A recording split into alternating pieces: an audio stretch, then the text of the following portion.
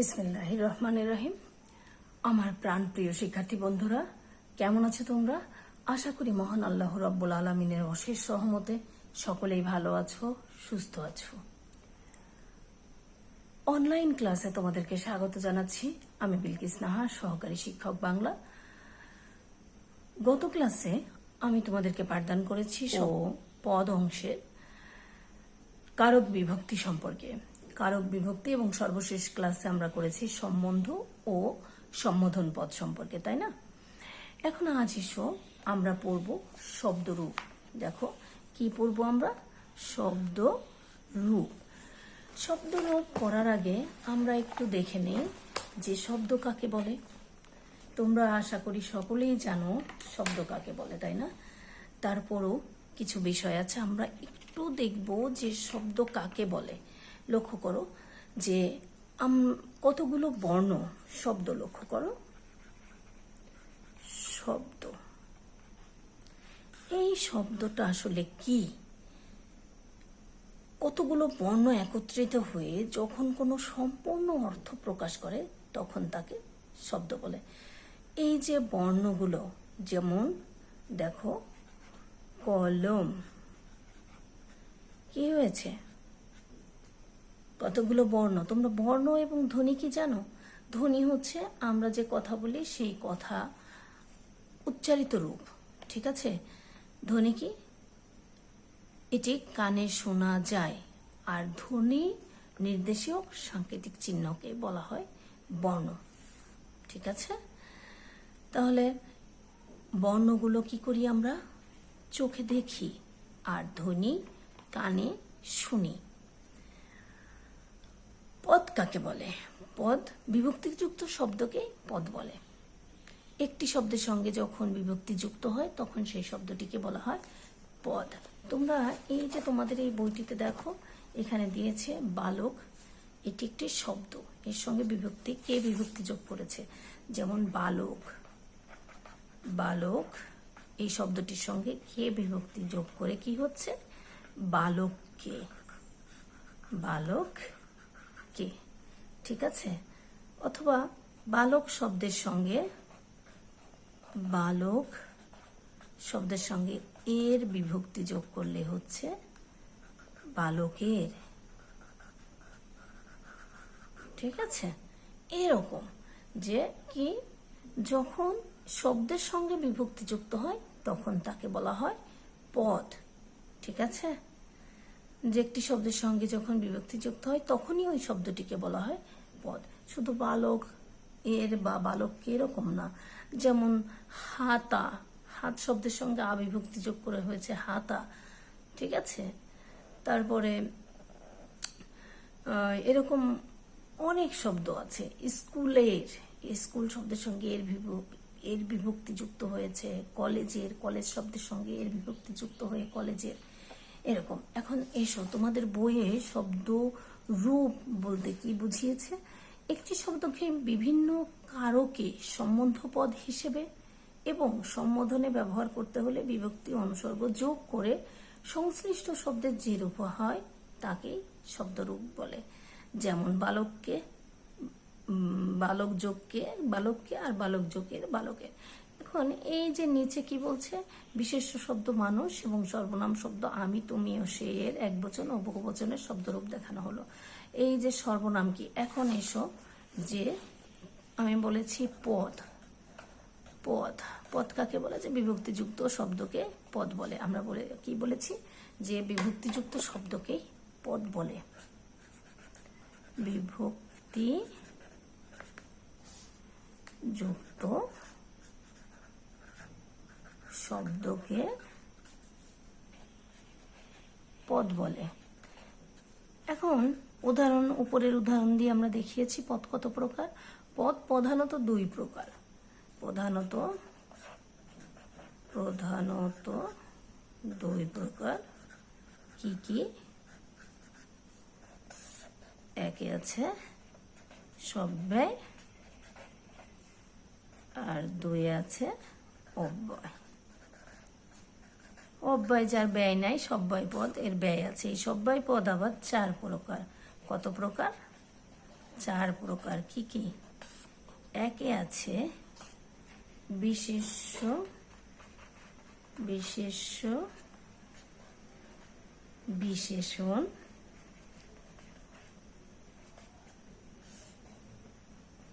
সর্বনাম,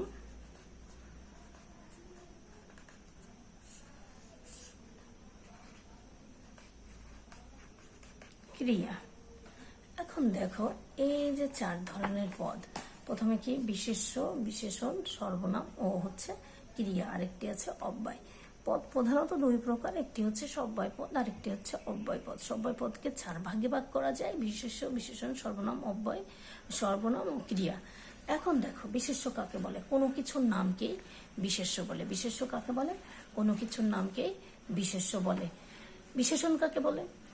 বিশেষের দোষ, গুণ, অবস্থান, সংখ্যা, পরিমাপ যা বোঝায়। আর বিশেষ্য ও বিশেষণের পরিবর্তে যা বসে তাকেই সর্বনাম বলে। লক্ষ্য করো, বিশেষ্য কি? করিম, রহিম, ঢাকা, বাংলাদেশ, ভারত, পাকিস্তান, এগুলো সবই বিশেষ্য। বিশেষণ কি? বিশেষের দোষ, গুণ, অবস্থা, সংখ্যা। যেমন করিম ভালো ছেলে, করিম বিশেষ্য পদ আর ভালো হচ্ছে বিশেষণ, করিমের বিশেষণ, অর্থাৎ করিমের গুণ ভালোত্ব, তাই না? আর বিশেষ্য বিশেষণের বিশেষ্যর পরিবর্তে যা কিছু বসে তাই হচ্ছে সর্বনাম। বিশেষ্যের পরিবর্তে যা কিছু বসে, যেমন করিম ভালো ছেলে, সে রোজ স্কুলে যায়। দেখো এখানে করিম না বলে আমরা কি বলছি? সে। এই সেটি হচ্ছে সর্বনাম। বা অনেক, এখানে এসো, তুমি কি পড়ালেখা করেছো? দেখো অনেকের পরিবর্তে কি বসছে? তুমি শব্দটি বসছে, এখানে তুমি হচ্ছে সর্বনাম। আর ক্রিয়া কোনো কাজকে নির্দেশ করে, যে কোনো কিছু করা, হওয়া, যাওয়া, খাওয়া সবই হচ্ছে ক্রিয়া। অব্যয় কাকে বলে? অব্যয় হচ্ছে যে একটি শব্দের সঙ্গে অন্য শব্দের সংযোজন, বিয়োজন সাধন করে। অব্যয়গুলো বাক্যে কখনো সংযোজকের কাজ করে, কখনো বিয়োজকের কাজ করে। এবং, ও, আর, অথবা, নতুবা ইত্যাদি এই শব্দগুলো বাক্যে অব্যয় পদ হিসেবে বসে। এখন এসো আমাদের বইয়ে কি বলেছে দেখো, যে বিশেষ্য শব্দ মানুষ এবং সর্বনাম শব্দ আমি, তুমি ও সে এর একবচনে ও বহুবচনে শব্দরূপ দেখানো হলো। এখন যখন কর্তৃকারকে হয় তখন মানুষ, একবচনে মানুষ বা মানুষে এরকম বসে, আর বহুবচনে মানুষেরা। এই যে মানুষে যখন বসবে তখন সেটি দ্বারা একটি মানুষ জাতিকেই শুধু বোঝাবে, অন্য কিছু বোঝাবে না। আর মানুষগুলি, মানুষগুলো অনেক মানুষ নির্দেশ করবে, ঠিক আছে? মানুষ, মানুষে একবচন নির্দেশ করবে, এখানেও কোনো বহুবচন নির্দেশ করবে না। কর্মকারকে মানুষকে, মানুষ দিগকে, মানুষদেরকে, এটি বহুবচনে দিগকে বা দেরকে বসবে, আর এক বচনে কে বিভক্তিটি বসবে। করণকারক তোমরা জানো, করণকারকের দ্বারা দিয়া কর্তৃক যখন যুক্ত হয় তখন তাকে করণকারক বলে। উপকরণ বুঝাইলে করণকারক হয়, এটি তোমাদেরকে ক্লাস নেওয়ার সময় আমি বলেছি। উপকরণ বুঝালে কোন কারক হয়? উপকরণ বুঝালে করণকারক হয়, ঠিক আছে? উপকরণ বুঝালে কোন কারক হয়? করণকারক হয়। এখন দেখো, মানুষ দ্বারা, মানুষ দিয়ে, মানুষকে দিয়ে, এরকম যখন বোঝাবে তখন সেটি হবে একবচন। আর মানুষগুলো, গুলোকে ইত্যাদি এই শব্দগুলো নির্দেশ করে বহুবচন।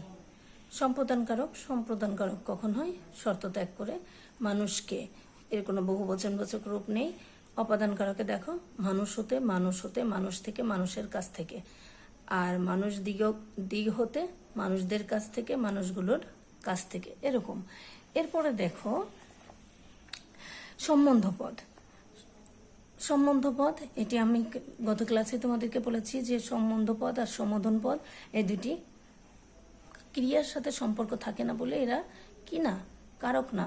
তারপরে মানুষ এই শব্দটি, এই বিশেষ্য পদটি দেখো সম্বন্ধ পদে মানুষের একবচনে, মানুষের বহুবচনে, মানুষদিগের, মানুষদের, মানুষগুলোর।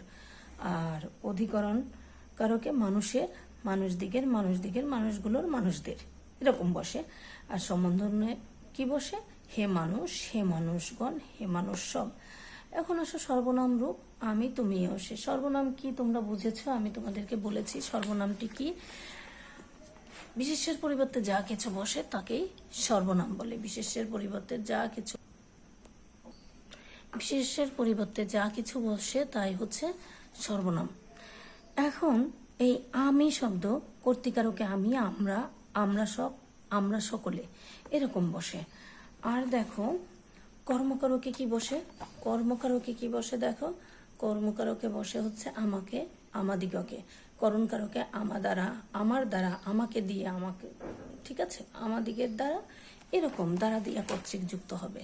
এরপরে দেখো অপদানকারকে কি বসছে, এখানে সম্পূর্ণ দিয়ে আছে। তুমি থাকলে এক বচনে তোমাকে, কর্তৃকারকে তুমি, তোমরা, কর্মকারকে তোমাকে, তোমাদিগকে, এরকম।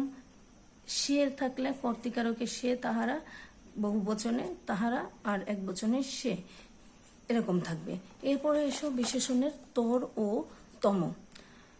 এখন তর ও তম এটি কি বোঝাচ্ছে? যে তর আপেক্ষিক উৎকর্ষ বা অপকর্ষবাচক প্রত্যয়। তর কি? উৎকর্ষবাচক বা অপকর্ষবাচক প্রত্যয় আপেক্ষিক, ঠিক আছে। এবং তম বহু বস্তু বা ব্যক্তির মধ্যে একজনের সর্বাধিক উৎকর্ষ বা অপকর্ষ বোঝাতে। তা দেখো দুইটি বস্তু বা ব্যক্তির মধ্যে তুলনা করতে সংস্কৃতের নিয়ম অনুসারে বিশেষণের সঙ্গে তর প্রত্যয় যুক্ত হয়। এবং দুইয়ের বেশি ব্যক্তি বা বস্তু, দুইটি ব্যক্তি বা বস্তু যখন তুলনা করে তখন কোনটি বসে? তর প্রত্যয়টি বসে। আর দুইয়ের অধিক ব্যক্তি বা বস্তুকে যখন নির্দেশ করে তখন বসে তম। এই দেখুন দুইয়ের বেশি ব্যক্তি বা বস্তুর মধ্যে তুলনা বোঝাতে বিশেষণের সঙ্গে যুক্ত হয় তম প্রত্যয়, ঠিক আছে। এরপরে সংস্কৃতের নিয়ম অনুযায়ী দুইয়ের মধ্যে তুলনা করতে হলে বিশেষণের সঙ্গে তর এবং বহু সঙ্গে তুলনা করতে তম যোগ করতে হয়। তাহলে দুইটির মধ্যে যখন তুলনা বোঝায় তখন কার সঙ্গে বসে? বিশেষণের সঙ্গে। কোনটির সঙ্গে বসে? বিশেষণের সঙ্গে। এবং দুইয়ের অধিক হলে তার সঙ্গে বসে তম। এখন দেখো তর এবং তম দুটি প্রত্যয়কে একত্রে করা হয়েছে তরতম, যার অর্থ কম এবং বেশি। এটিগুলো বহু নির্বাচনীতে আসে। তরতম অর্থ কি? তরতম অর্থ কম বেশি। তর অর্থ কম, তম অর্থ বেশি। লক্ষণীয় তারতম্য শব্দটি তরতম থেকে তৈরি। তরতম যোগ জ, এই জ ময়ের পাশে জ ফলা রূপে ব্যবহৃত হয়েছে, ঠিক আছে। কি রূপে ব্যবহৃত হয়েছে? জ ফলা রূপে। এটি মনে রাখবে। এই যে লক্ষ্য করো জ ফলা রূপে বসেছে। এরপরে দেখো তর এবং তম এর প্রয়োগ। দেখো বৃহৎ, বৃহত্তর, এই যে তর শব্দটি বসেছে।